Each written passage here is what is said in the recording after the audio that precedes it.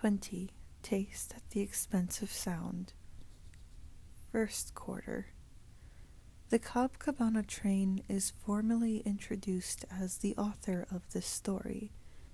However, it possesses qualities of consciousness uncanny to normal modes of transportation. It carries the weight of kinship naturally through its engine takes on the somatoform of family, and Tana, the obligatory original villain, too shy to share his name earlier, has made every attempt to keep this a secret from the Federation, despite, and I really, seriously mean despite, the fact that I would set him free from the law's hateful brick.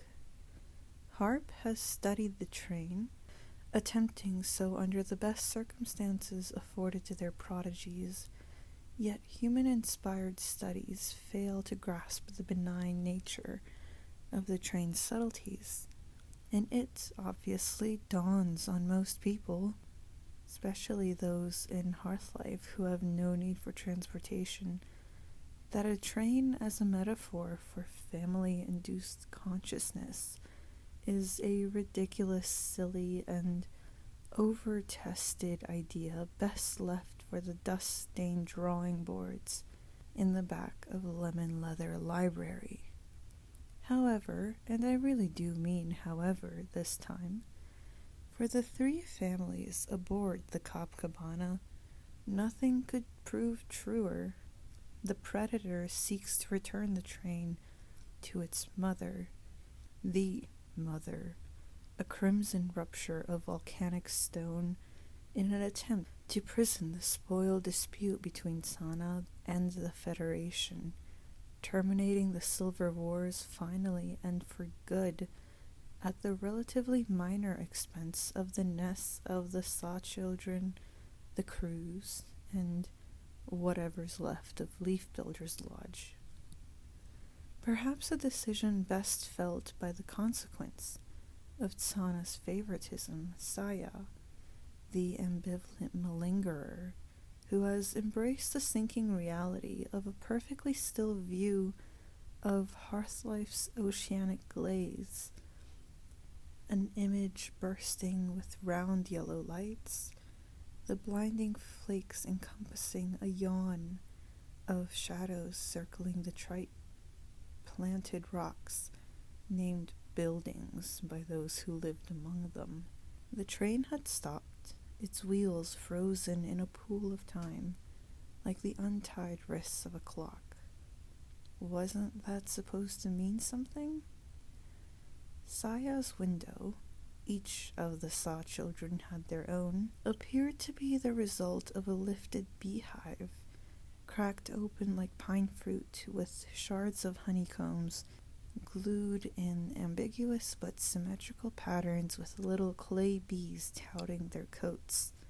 Each strand of yellow gleamed, and their tiny green wings snapped in place like heavy rain. Saya let out a soft moan, as if her ears were now stuffed with fear instead of the usual silence, jumping out the cabin door and barely landing square before a firm hand found her left ankle. A young man now, Sajip, beckoning her from underneath the steel frame to take shelter. "You're lucky it's not too late.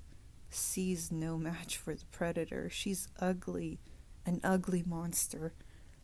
Sajip signed ambitiously, hoping Saya could see his quick hands flickering in the light. "C told us her body was made of glass, Sajip." "A liar, a bloody liar. She's ugly, I saw her." "What does this have to do with Copacabana?" "She says the train's bad, broken, and not just the mountain track. She says she can fix it, but not here, only at the mother." "She stopped Copacabana?" Saya stared clumsily into her hands.